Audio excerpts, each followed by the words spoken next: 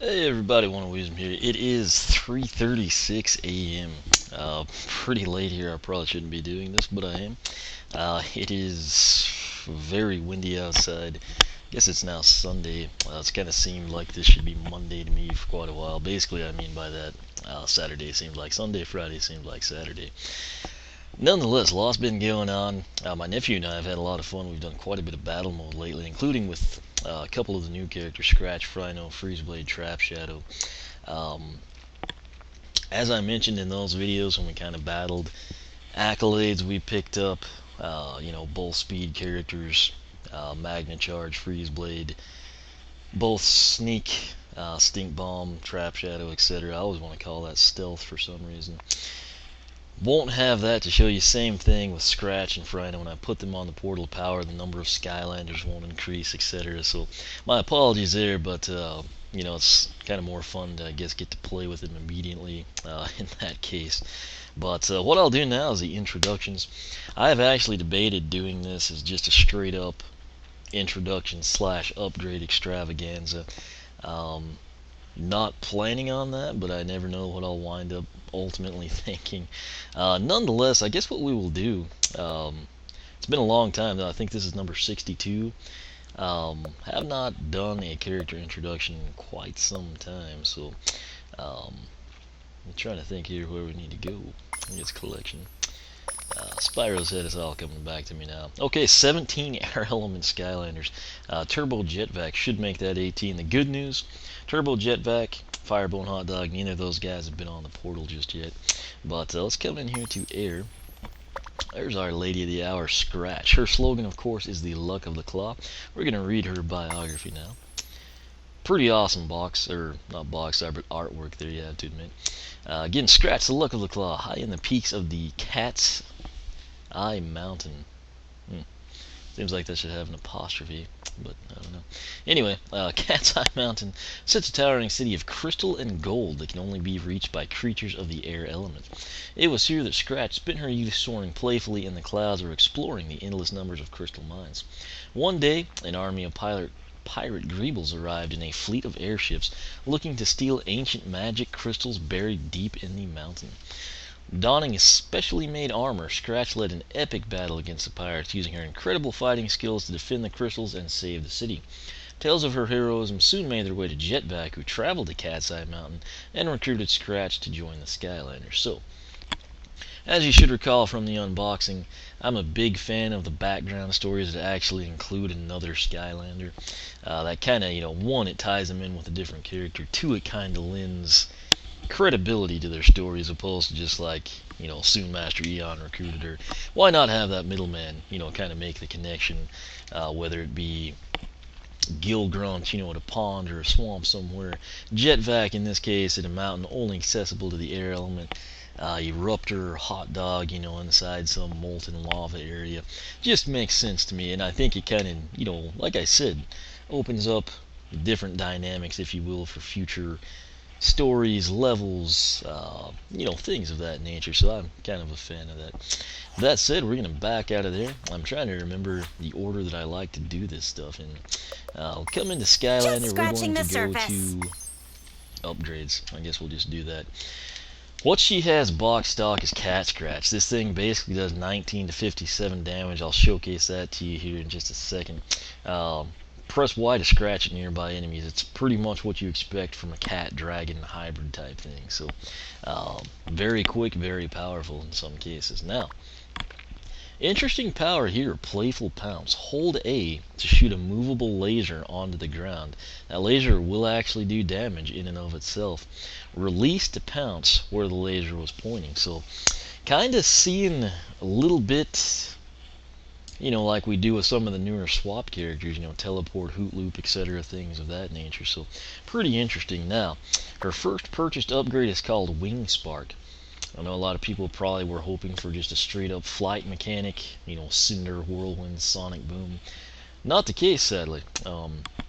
Nonetheless, it's not all doom and gloom here. Wing Spark, press X to dodge an attack and knock away all enemies in an area around you. That's going to set you back 320. Silver Claws for 448. Bear in mind that price is with all the Wing Sapphires from the chapters, at least the only ones I know of. Fitting are tied in with bonus mission maps, etc. I've not acquired those yet. As best I know, though, that should be it for the Wing Sapphires. Silver Claws gain new Silver Claws that do increased damage. Not quite sure what to expect there. We'll kind of have to feel it out. I am glad they're silver and not gold, but it's kind of odd since, you know, the background story mentioned gold and crystal, and then the character itself isn't gold. But maybe we'll acquire that later. Next up is Whirling. This is again addressing the tertiary attack. Hold X to pull enemies into a massive whirlwind and do damage to all of them caught inside. Don't know the duration, don't know the damage. We're gonna have to find that out. Oh, Silver Mask. Okay, that's interesting again. Final purchase upgrade for 768. Gain a new Silver Mask. Hold A to shoot a powerful new laser at the ground. Release to do a devastating pounce attack that does increase damage.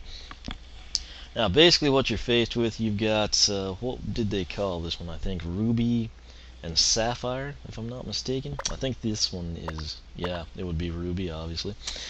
Sharpened Rubies. Sharpened Rubies grant increased chance to critically hit. We're seeing that for the first time with these like Newlanders here. Not quite sure how I feel about it.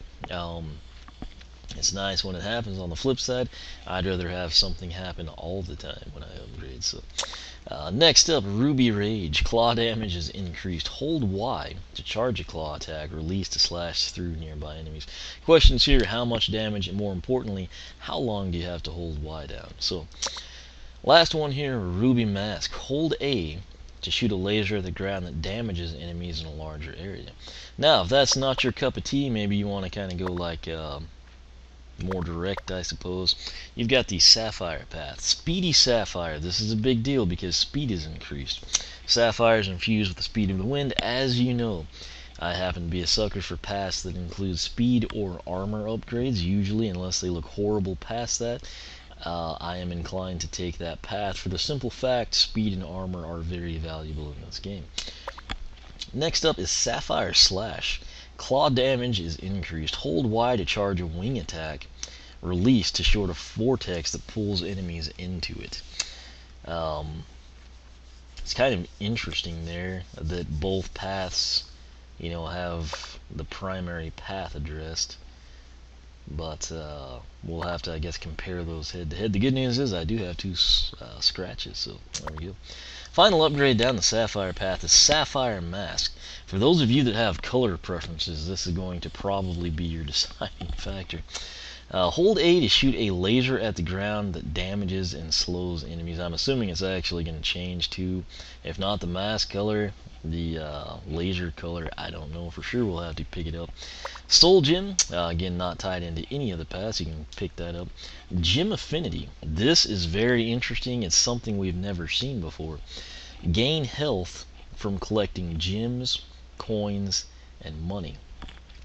We've got, you know, instances, obviously everyone gains health when they gather, you know, health, but over time some of the life elements restore. We've had other instances where, you know, some of the undead can restore, things of that nature, but I think this is the first time I remember money actually kind of restoring health, so that's kind of an interesting and unseen dynamic there. That is it for her upgrades. We'll back out of here. We're going to go take a look at quests here. I took care of Geronimo just right before I started recording tonight. Again, you can do that here in Woodboro. Makes it real easy. Bad Guy Basher, defeat 1,000 enemies, eat 15 pieces of fruit, don't take damage. True Gladiator, win 10 PvP matches. My nephew picked up those 2 wins. Would not let me play Scratch. Final basic one, reach level 20, get all the upgrades. I like that. If you don't like Scratch, by the time you played with her and upgraded her and hit level 20 with those upgrades, you'll probably learn to like her. Now, the Air Element Specific. Costs 7,500 elemental bonus damage. Again, that one's pretty generic. Geronimo, which is very easy. Travel over 250 feet in one fall. Again, you can pick that up in Woodboro. Next up is Sky Looter. Collect a total of 500 gold in midair. A couple of rounds through the fountain in Woodboro, you can actually take care of that. The big one, though, literally bigger, and the big one. It is Scratch's personal quest. This one is called Perfect Pounce. You've got to defeat 50 enemies by pouncing on them. So the good news is that will be a catwalk. Hopefully you see what I did there. If it's not funny, it's 3:46 in the morning. Throw me a bone. That one does not tie in well with cats. That's it. Stats. We needed to go there. Alright. As you should know, or you should have seen, she is level 2. You can see that there right below her. That's pretty funny. I guess she took a little cat nap there.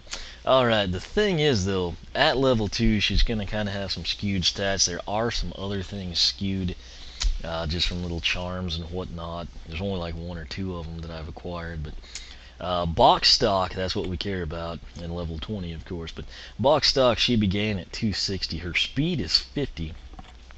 Armor is 6. Critical hit, that should be 8, but I think I've got that charm that gives me the 9. Elemental power box stock is 25. However, she's got the plus 63 thanks to the ridiculous number of air elements Skylanders we've got. So we're going to back out of here, back out of there, back out of here. Now to get to the good stuff. What we want to do is showcase her attacks. Right now she's only got 2. Cat Scratch and Playful Pounce. So Cat Scratch, pretty much what you think it is. 19. Note, she tends to lead, guess what would that be? Yeah, left. She seems to be left claw. 19, I'm just tapping, letting it go back, pulling off my finger, tapping again. Now, what I'm going to do is rapid tap. You can see her getting the other paw involved. And if you watch closely, you've seen a 38, you should eventually see a 57. Of course, now I want a 57, it's not happening. I promise I've seen it. There's a 29. What's 19 and 38 going to be what you're usually going to see, but I do promise you I have seen 57. But there was a 29 again. For all intents and purposes, you can call it 19. Now, her secondary attack is called Pounce. It's pretty interesting. Let me kind of highlight it for you like this. I will do it from here. This laser, as you can see there, when I release it, she's going to pounce. Now, Ram needs to get out of my way. Now that, okay, now, back to business. Right there, check that out. It's doing 12 damage. You'll see an occasional 18. I haven't seen anything higher. Just messing around with her. You can rotate the character. She's got a full 360 degrees. That's pretty awesome. Okay. Let me see if I can pinpoint it. I thought it would kind of auto-lock on the dummies. That's not the case. You can use the analog stick and kind of, jolly that around to your liking. Far out, all the way in, anywhere in between. Pretty good range. I mean, it's nothing earth-shattering. It's not going to be like the projectiles, obviously, but you have to admit that's not too bad. Now, we'll get back to dealing our rapid 12 damage here. Pull that back for it. Now, when I release A, watch what happens. You should see a 30 here. So essentially, if you were to rapidly do that, you want to do 42 damage, you just press A and release, and you've got 12, 30, that's a total of 42. What's kind of a bummer, and I know people will complain about this, is that there's not like a set flight for this chick. The sad thing is, when you hold A, she actually does fly, so you know if she's got the ability. It's just one of those things. Most people would prefer that standalone deal. This is still what people complain about with Sunburn. He's got wings, but he can't fly, type situation. So check her out there, just lounging on the job. But she looks pretty good. Again, it's kind of really a perfect match for the figure. Kind of got a fade on the wings, purple, magenta, pink. Up front, you can kind of see the mask, very sharp looking claws. There's the laser for you. It's kind of like the pinkish purple color. I've spent a lot of my life thinking about names for those. But, anyway, I mean, she is a pretty powerful character, box stock. Jumping around, she looks pretty good. Kind of get a feel for her there. Again, it is kind of sad there is no standalone flight. However, usually in standalone flights, you either get like barely any speed or slightly more armor. In some cases, like Drobot, it's kind of cumbersome.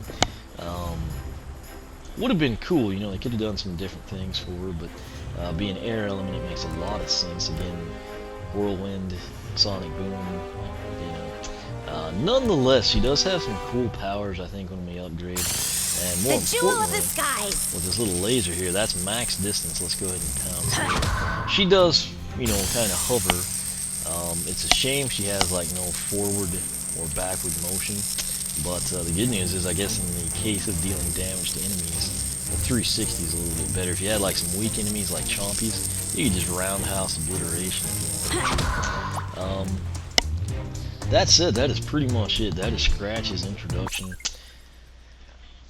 Not much else I can say there. Again, it's kind of awkward because I haven't done an introduction in so long. But I really did debate about just coming in, kind of reading the bio, looking at the base stats, the quest, and then doing the upgrades as we talked about them. You know, kind of going over there to the power pod. But I don't know, as is, you know, when you've done 61 of them, I mean, what's a couple more? So that way it'll balance everything out for everybody. If you only care about, you know, the background stats and box stock stuff, this will be for you. And obviously, if you're exploring Upgrade Pass, you can check those out. Speaking of that, still running that blog poll.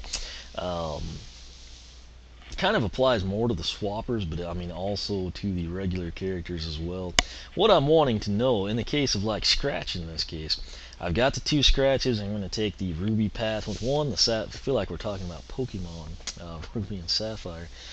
Sounds like something they would do, but essentially, I'll come in and we'll just say I take the Ruby path the first time. You're going to see her, you know, base 4 upgrades and then the 3 from the path and the Soul Gem. The next video I can make standalone. I can just tie in the 3 from the other path, you know, right after that. I can come in, do another complete rundown. I can come in on the second video and just say, hey, if you want to see the first 4 in damage numbers, check out, you know, part 1 where we did Ruby. This is Sapphire. Here those 3 are. There's just a lot of options. I think different aspects of them appeal to pretty much everyone.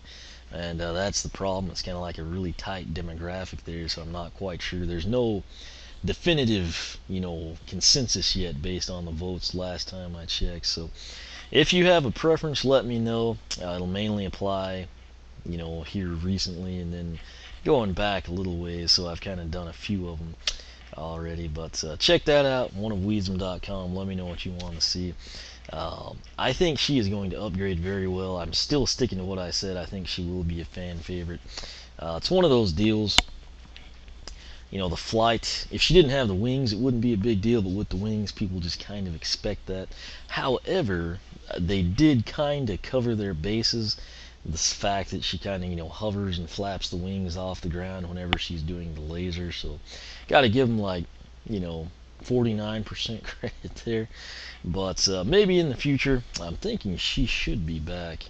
Hopefully in the next game. I'd love to see what she could do with a WoW Pal. I have a feeling that would be crazy. That said, I will leave it at that. No need to ramble on about her. I guess what I'll do is introduce Frino next, and then we'll move into Freezeblade, Trap Shadow. Then I'll probably get the upgrades for those 4 characters out, and then Jetpack, Hot Dog. We'll kind of postpone those guys till we've done that. So, nonetheless, thanks for watching. Again, you can follow me on Twitter, like me on Facebook, circle me on Google+, whichever you prefer. Once again, make sure you're subscribed. That'll keep you up with all the latest. And again, check out the blog, oneofweezem.com. Always have polls, even if you see this well after that one's wrapped up. So check those out. Feel free to vote in those. More information on Skylanders there than most people would ever care to know. But if that's what you enjoy, we got you covered. So nonetheless, about 4 a.m. here, I'm going to end this, try to crank Frino out before I have to crash. But we will catch you next time, I guess, for part 63.